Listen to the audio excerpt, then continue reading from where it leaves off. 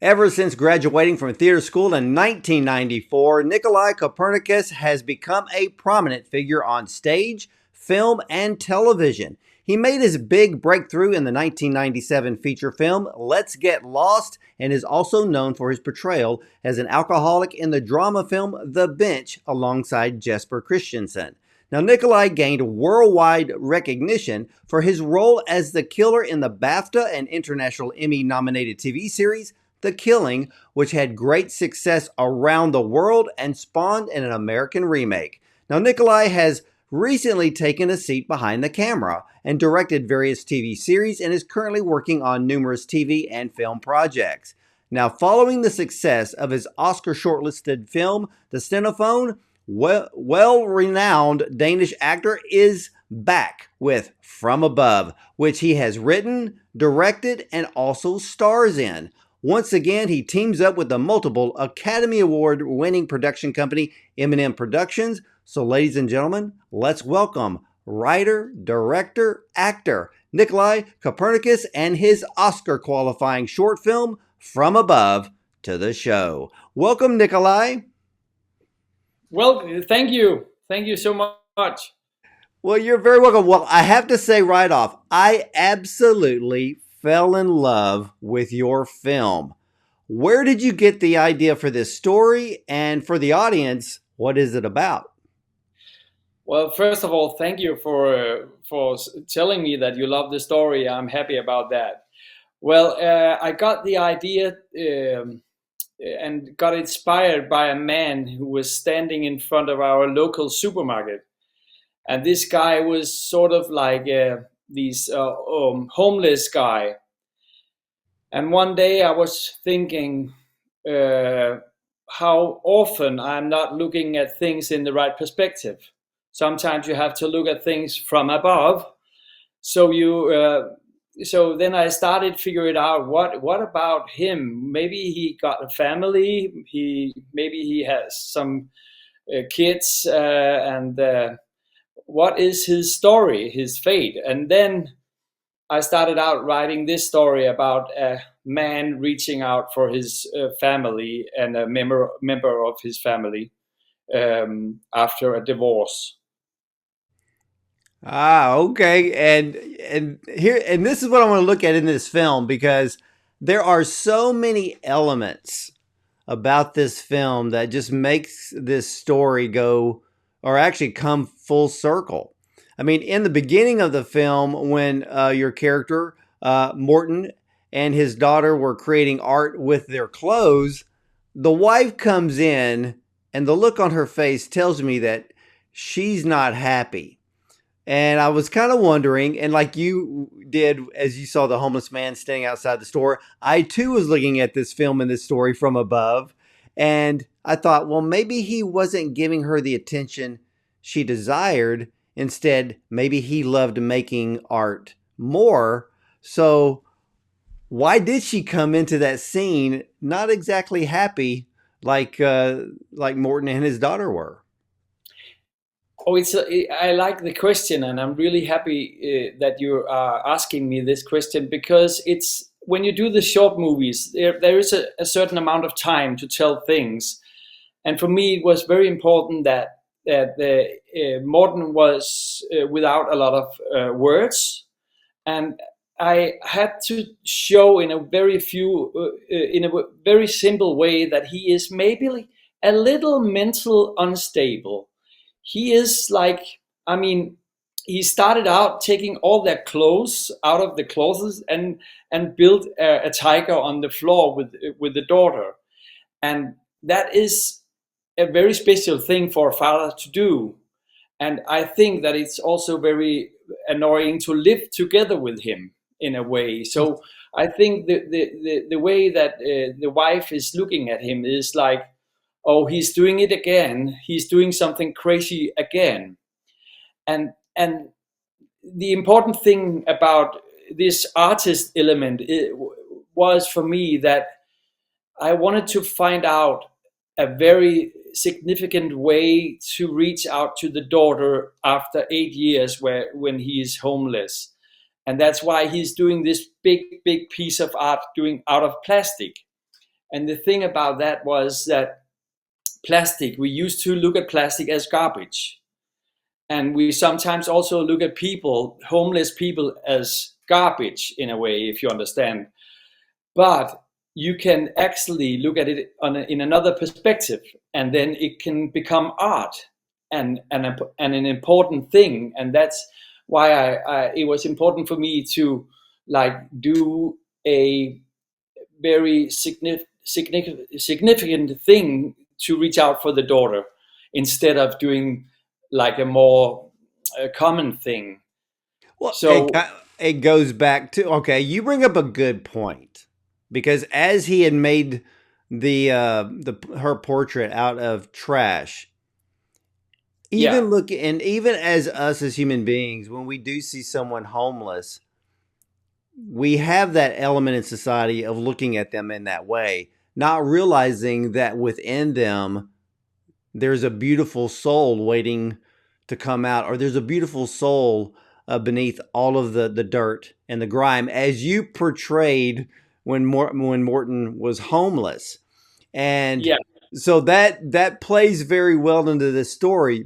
But I have to ask, there was a line in the film that I kept trying to figure out what the deeper meaning was. So I'm going to ask you, when and of course you alluded to the fact that Morten may be slightly a little bit mentally unstable. So in that very fiery argument that got very physical, Morten's wife tells him, "I've wasted my life on you." And she says this during the argument. He seems to have insecurities, and I think she just got fed up with his insecurities and his weird ways, maybe. Yeah, it's like, I mean, it was very important for me to make a portrait of a person that are not 100% correct in a way, and and it was also very important for me to portray the wife as she got her reasons to leave him, because it's tough to live together with a person that are in that I mean, you have to you really have to understand a person if the person are a little, well, we are talking about mental unstable, but a little off Yeah. in the way of how we look at people in out of a normal perspective.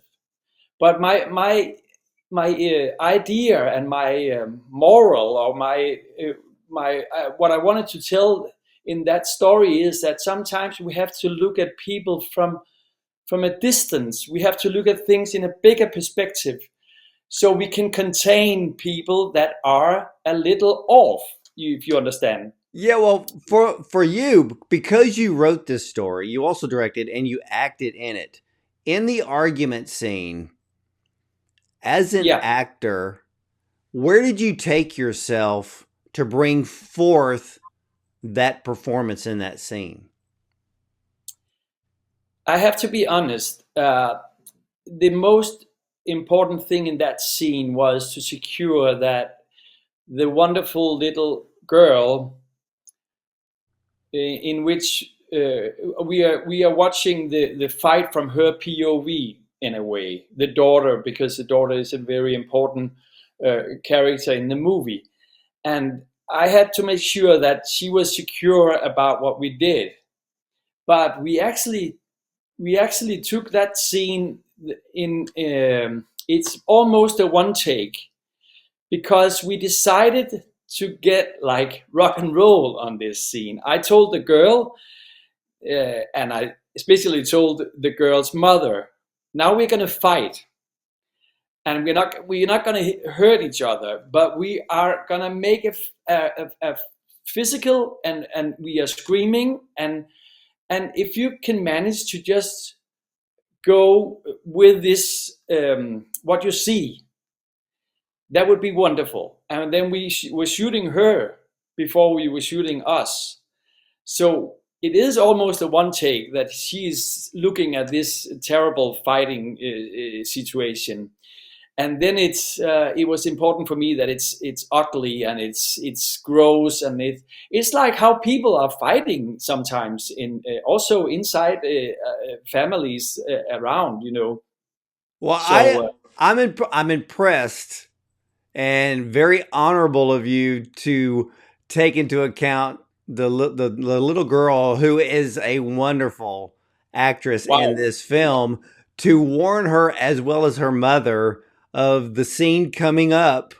And I don't know anybody else who would have done that, but kudos to you for taking into account, you know, uh, her psyche and what she was going to see, because that scene is very powerful, and like you said, it gave the wife the extra push she's been looking for to leave yeah, him, and that's what happened in this scene. exactly. So yeah, and I was kind of wondering, because if you watch the scene very closely, it does almost look like one full take, because it's seamless in the way that you did it, and I loved it. Yeah, and it is. I believe it's a one take. Of course, we did some small adjustments, but I mean, you only have for these kind of scenes as an actor, you only have very few shots, because it's tough, and it's like yeah, it is really a difficult situation. But the most important thing, as I said, was for me that the girl, and she was so wonderful, and she was so cool about it, and she said, well, I can do that, I can manage that, yeah, so that's nice. Yeah, well, you see, I always love the fact that when an actor, even with a child actor, when there is a scene in which you start to see tears form, Yeah, instead of the tears running down the face, it's the tears filling up the eyes that, for me, have a much stronger pull on emotions than as if they were running down the face. And she just nailed that scene in which she was in, because I was like, wow, this little girl's got a very big future in yeah. acting. Now, I have to ask you, Nicolaj, was there an artist out there that you used for inspiration to create part of Morton's character, especially in the way of taking clothes or trash to design a portrait? No, I think I got it. Yeah, I have to admit that I'm a little bit inspired by my father. He's not here anymore. He died for 4 years ago, but he was a very special guy, and he was sort of an artist in a way, and he did some some artwork that was kind of crazy in a way, and I wanted to not steal, but I wanted to like use that sort of art craft to reach out to the daughter. And I think it's very interesting about the big piece made out of plastic, that, I mean, if you look at it close, it's plastic and it's nothing. But when you come from above, I know it's banal, but when you come from above, it is where you see the whole picture, and that is a really banal symbol of that story. We have to look at each other sometimes from a distance, so we can see the whole picture. And that's why I mean, when I pass this guy at the supermarket, I'm not looking at him from a bigger perspective. I'm not seeing him in a bigger picture. I just see a guy that is homeless. But think about it. If he actually, I don't know, but if he actually has a family and kids. Well, you bring up a good point, because it also brings up a scene in which Morton, I guess in a way, he sneaks into, I guess it's an athletic club to Yeah, fitness. take a Yeah, shower, and in a way changed clothes that didn't belong to him. But he took his older clothes and he laid them on the floor and basically creates his own image. And again, when the two young gentlemen come in after Morten has left, they too are looking from above and seeing Morten's jacket and his old pants, and actually seeing the hair that he shaved off and created a face. So I thought it was funny, but at the same time, it plays into the whole story because you have the beginning where they made the portrait of the tiger. You have the middle where he basically made a portrait of himself in the gym shower room. And then you have the trash portrait at the end in which he got his daughter's attention. So there's Yeah, three different portraits for three different reasons. exactly. And I think the guy, the portrait of himself with his old clothes on the floor, it was, for me, the meaning was that, first of all, it was a sense of humor. I mean, he has this little devil in his eyes, that, well, I made fun of them. But it's also like a symbol of changing skin, like a snake, taking off your old skin and go out again as a new person in a way. And that's why I love this format, short movie format. Because it's allow you to tell uh, stories in a concentrate, marky way. That you can be very precise in a way. You know, yeah, and I love and I will say this: you cleaned up really nice in that scene. Yeah, yeah, yeah, Well, yeah. did you really cut your hair off? Exactly, I did. That's why I'm playing. Actually, that's, to be honest, that's why I'm playing this character myself, because the budget for a short movie is not very big, and I was too embarrassed to call up a colleague and say, well, would you mind cut off your hair in my short movie? uh, and and another reason is that I actually, in many years, I have dreamt of having a scene where actually in front of the camera I could cut off my hair, and that was a great opportunity here. And I grew my hair, and we extended a little bit, but I grew my beard and my hair, and then actually we took that scene of course, in a one take, because we only had one shot to do it. And that was a day where you had a film set that was very concentrated. The concentration in that room was so enormous, because we have to secure that you couldn't see the camera in the mirror, and everything was set. Did you actually press the red button? Are we recording? And then we cut off the hair, and that was wonderful. We were like small kids afterwards. Was it good, or did we get everything? So it was great Oh, fun to do that. I can imagine how nervous that scene would be to do because if you're thinking if someone didn't hit record, you shaved your hair off and you can't do it again.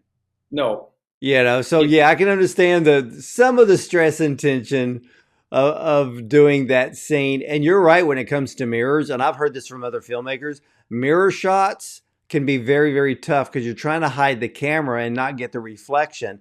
But the shot was perfect. Uh, and of course, you had Henrik Kristensen, who was your cinematographer, and yeah, everything worked out so well in that film. But you have two very poignant lines in this film. One is "Time heals all wounds," and the other one is "Sometimes you just need some distance." I understood the link to "Time heals all wounds," but the line "Sometimes you just need some distance" was really about getting clarity and I guess a new vision for life. And again, it goes back to the title of the film. You can only see it from above.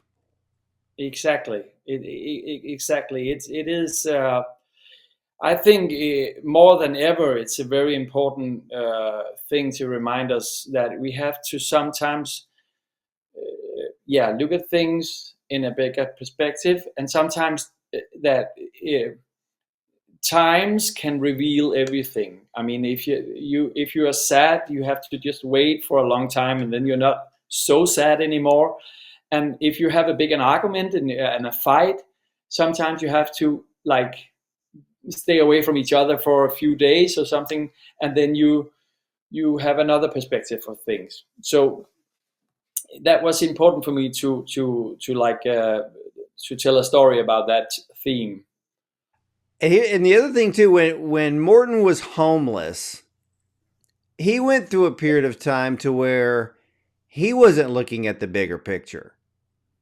No. And so some of the camera shots kind of dictate that he was living in a very, I guess you would call it a closed-minded space where he too had lost his vision to see things bigger and to even see it from the perspective of his daughter. But it seems like the light bulb went off a bit when the young man with his little daughter at the market really seemed to create some inner thoughts in Morton, but in a way seemed to create a spark in him as well. Yeah, it's true. You know, I think that you sometimes you think that be homeless or be in a regular normal family with kids and two cars and a carport and a garage and a job, you think that, well, it's never going to happen for me.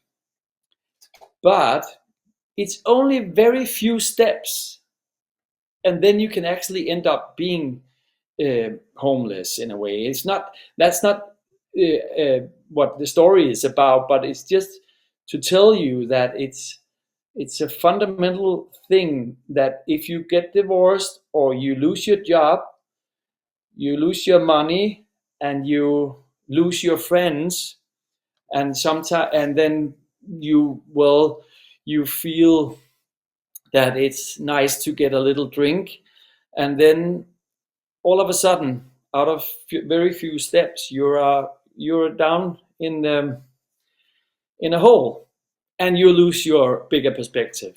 Well, you put Morton in that hole where he had all of his whatever belongings he had left, Yeah, and of course the young man that came up to kind of relieve himself and didn't realize Morton was down there. So that was Morton's hole, and in a way, that's how the world was treating him at that moment. exactly, exactly, and Where did that's where did you? I have I to ask. mean, No, go. I'm sorry. Go ahead, Morton. no, but I mean, I was I was looking for the best moment for the daughter to look in her father's eyes after 8 years, and it is actually where her boyfriend is peeing on him because he hasn't seen him. I thought that was a comic relief in a way that, okay, you are actually now peeing on my father, but that eye contact they had there was a very important and a changing moment, then he is actually after that going into to taking a fare and being active and change his life. Try. Well, yeah, but here's what the poignant thing was, and I love this is why I love short films so much. You had where Morton was laying, and when the daughter comes up, she's in the position where she's looking from above, Yeah, and in a way, Morton doesn't like what she sees from above, and he's finally like, "Oh my gosh, this is how my daughter sees me." And then that's when everything starts to be pushed into motion from that point on. That was like the turning point in the exactly. film. And this is seriously, Nicolaj, one of my favorite films of the year because I love stories like this. I could watch this type of film every day because it's so heartwarming, it's endearing, and we can we can either cry or we can smile at the end. But I also loved it when Morten created his daughter's portrait out of the trash. But I also loved how he used the same boots that he had made, or the same boots that he had on, which he almost got rid of at the gym's shower room. So I like the fact that he had to wear those boots, but he used the same boots to make the eyes on the portrait just like he did on the tiger. So I love the connection.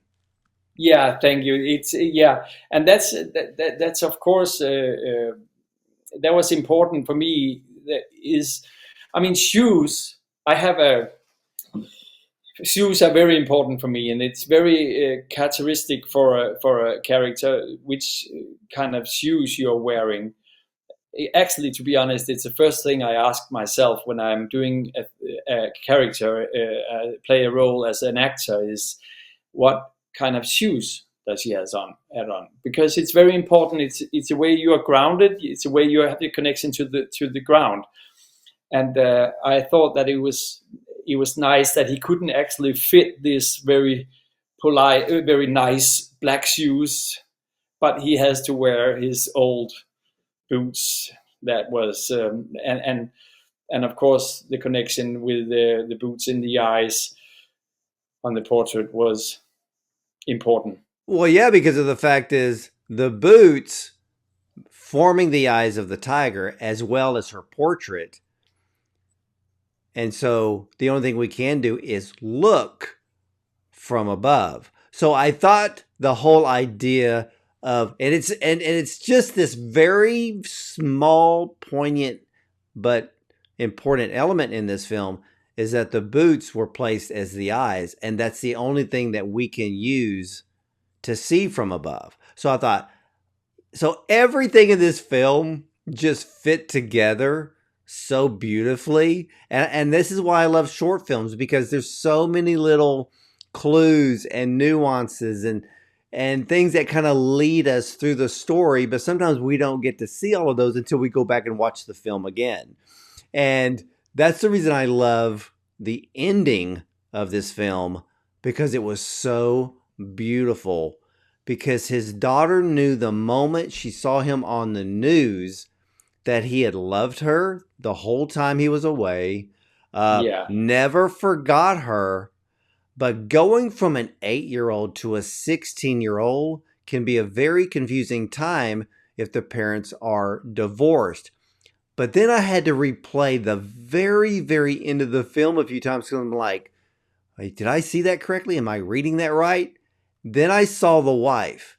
I believe even his wife forgave him too, because it was the first time in the whole film that I saw her have at least a very small smile on her face, and that really brought the whole film to a complete close.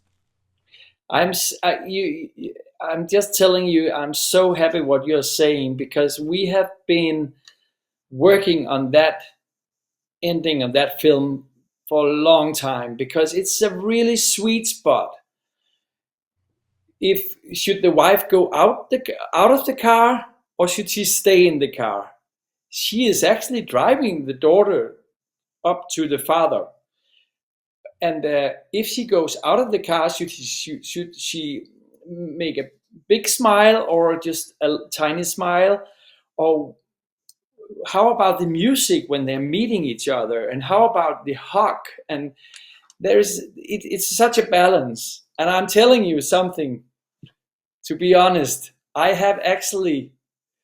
did a line. The only line Morten has when he is a homeless guy was "I love you," and I couldn't say it when I was hugging her because it was too much in a way. So that's why yeah. You don't need a line. You don't need a line No, in that scene.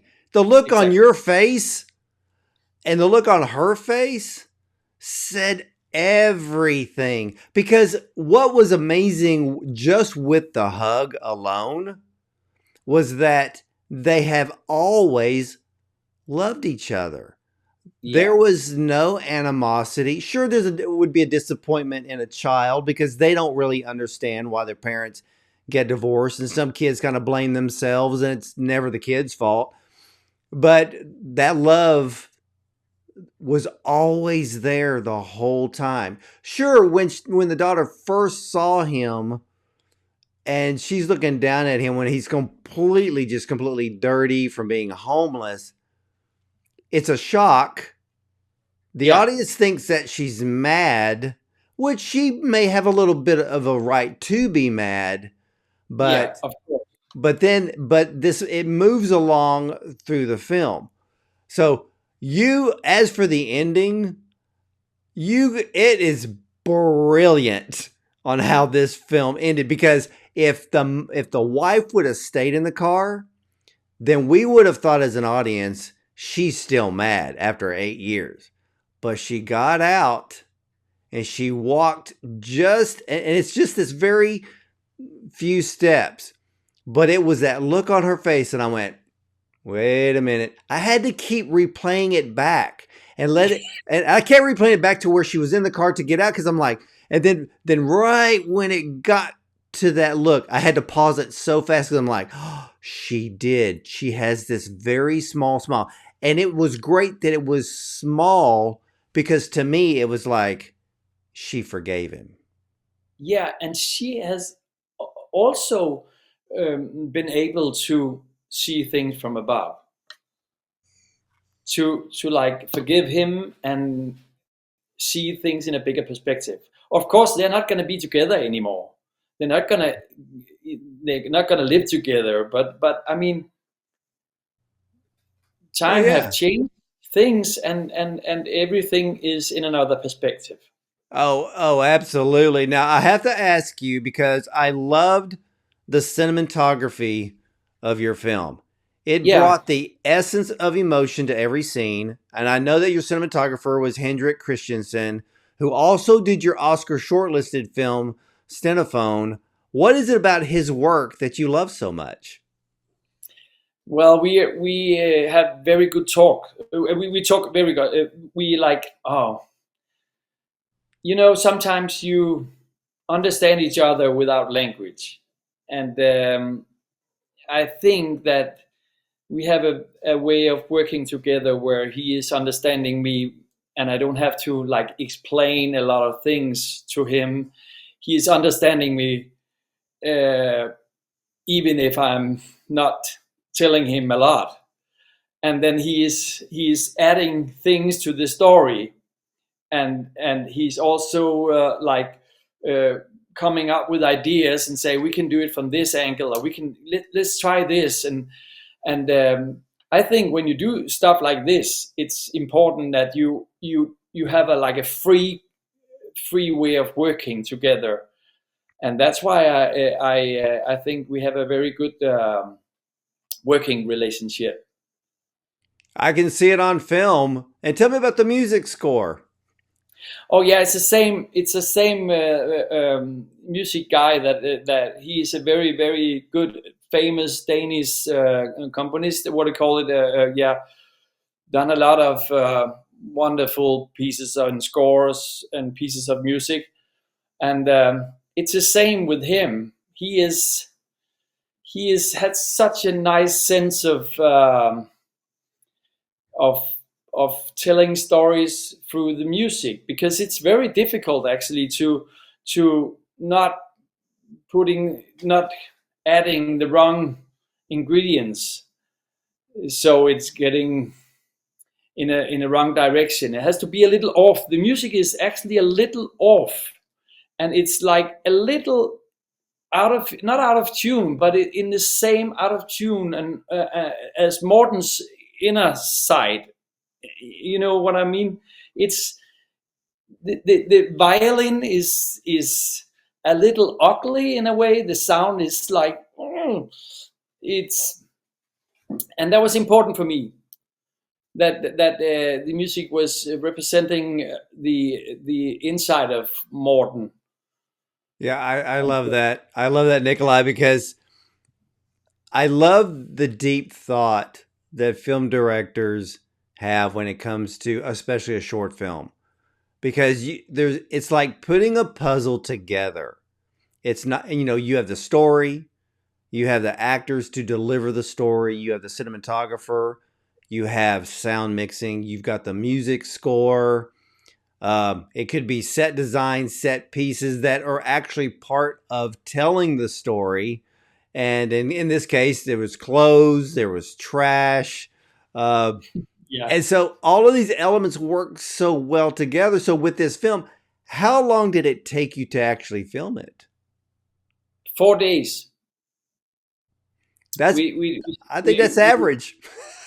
Yeah, that's Harry. No, we were shooting in 4 days, and of course we were like the portrait made out of plastic was built before, and it took quite a long time to do. We did it in a garage. We were me and the production designer was making this in the garage, and then we could fold it out. But it took 4 days to shoot. Yeah. So what's been the audience's reaction to this film? Well, people are happy. People are really happy, and they like it, and I am so grateful that I mean, you know, I'm primarily an actor, and when you get older, you sometimes. For me, it's very important that I can also have time to tell stories behind the camera. And of course, if you get an idea to a story and you make a short film or maybe a longer feature film, I'm right at the moment. I'm writing on a bigger, the longer format, and that's an whole or that's another story. That's difficult. That's also difficult, but it's of course very nice that people are loving what you actually are working on. So yeah. Are you making a full feature of From Above? No, not. It's not about the same character, but it is actually the two short films is sort of like a an inspiration to a future film or a longer, yeah, a longer film, a long film about the question about are you mad or are you a genius? I think there is a thin line there that is I have a big Okay. interest to find out if you're a mad or a genius, I want to see because that. yeah, it's well, it's only on a treatment basis right now. Well, that So they need to give it a green light because I want to see something like hopefully, that. can Yeah. you call them if I give you the number? Can you call them? Yeah, sure. I mean, I'll tell you, you got to green light this because I'm thinking in my mind, that's how a lot of creatives are. There's a thin line between being creative and a little bit of being crazy. But that's how Exactly. creatives work. So to hear to are you mad or are you a genius? A lot of people think some geniuses are mad, but it works. So yeah, I'm in for that one. And now for you, this film From Above is now has been Oscar qualified. Your last short, The Stenophone, was Oscar shortlisted. So what are your feelings about this film coming up, or does it matter to you? Of course, it matters to me. I mean, I would love to get the whole way with From Above. Of course, yeah. Yeah. It's that would be a dream come true, and but we take one step at a time, and then we will see. And we are working on it, and we are pushing on. But of course, I would love to go the whole way. So let's see. Hopefully, Well, you know what? We will see another Danish film as a nominee, as we had a Danish film for 2024 with Night of Fortune. So who knows? Maybe you're going to keep that running. hopefully, Hopefully. Well, you definitely have a great team behind you. I will say that. And ladies and gentlemen, this beautiful and endearing short film from above is about a father looking to reconnect with his child after falling on hard times. Now, the story follows Morten, once well respected but now homeless, as he attempts to turn his life around after a chance encounter with his daughter after 8 years apart. Now, Morten looks his daughter in the eyes for the first time in 8 years, and after that, he decides to get in touch with her again, but he uses very unconventional and spectacular methods to get her attention and her forgiveness. Now, everything about this film is wonderful. The storytelling is absolutely superb. The cinematography is what you would expect coming from Henrik Kristensen, and of course, the Academy Award-winning M&M Productions. And of course, what can you say? Every actor in this film is incredible. This is the type of film that wins awards, but more importantly, it wins hearts. And it has won my heart, and I will not soon forget this incredibly wonderful, heartwarming, endearing short film for a very long time. And Nicolaj, I want to thank you so much for coming onto the program, sharing this film with me today. Much success to you on your journey to the Oscars, and please tell Kim Magnuson I said hello. Thank you so much. I will tell him that you say hello, and I really appreciate that you love the film, and thank you for having me here talking about my movie. Well, you're very welcome, and it was an absolute honor and a pleasure, Nicolaj. And ladies and gentlemen, I want to thank you for watching. And as for me, you'll either see me at the movies or from the red carpet.